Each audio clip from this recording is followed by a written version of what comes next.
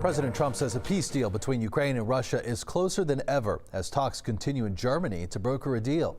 Joining us now is NBC's Alice Barr in Washington. You know, Alice, it seems like we've heard this before. So do we take this with a grain of salt, or how much truth is there in this statement? Yeah, there's no question that there have been hopes raised and dashed many times in the past about whether there was a deal in sight to end the war in Ukraine. And it sort of depends which side is up, right? So Russia had previously said they were on board with a peace agreement that heavily favored Russia's interests. In fact, was highly criticized by many people in both parties for being giving in too much to what Moscow wanted.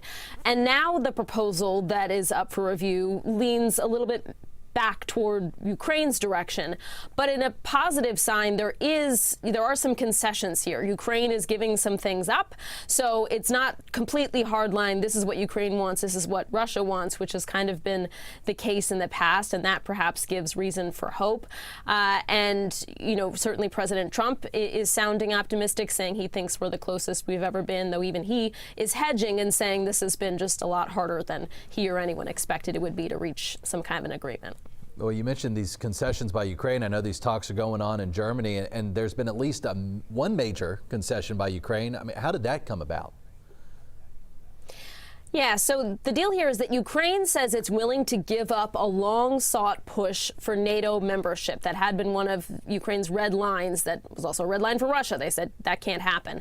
President Volodymyr Zelensky of Ukraine, though, says that he's only willing to give up that path to NATO if the U.S. and European allies grant his country NATO-like security guarantees to guard against future Russian attacks. And it sounds like he and the folks from European allies who've been joining the talks, as well as Special Envoy Steve Witkoff and President Trump's son-in-law Jared Kushner, who've been the main players negotiating in Berlin.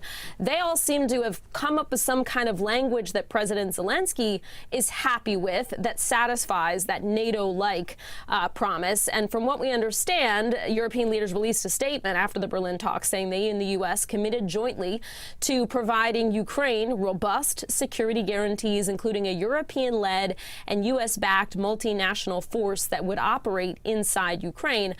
But again, here's the rub. Russia has previously said he would not accept any troops from NATO countries being based in Ukraine. So how are they going to respond to that? And then there is the other, it's kind of a 1-2 punch of these sticking points. There was the question of security guarantees and the question of territory. And there, Ukraine has said it is not willing to give up areas that are still under Ukrainian control in the eastern part of the country, where much of the fighting has been concentrated, and that Russia wants to see handed over as a key piece of any peace deal. Wow. Okay. It's all so much to follow. Thank you for breaking it down. I'm just curious, you know, it takes two to tango. We've talked about Ukraine. Do we have any idea what Russia is going to be doing at this point in terms of response, or is it just simply wait and see? Yeah, and we've just gotten some information in that I'm checking here. So the Kremlin is saying that it does not want a ceasefire that would provide Ukraine with the opportunity to regroup and launch new attacks.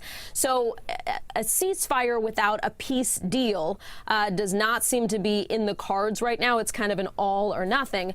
And Russia has said overall that it's in a position where it's willing to work on trying to bridge some of these gaps.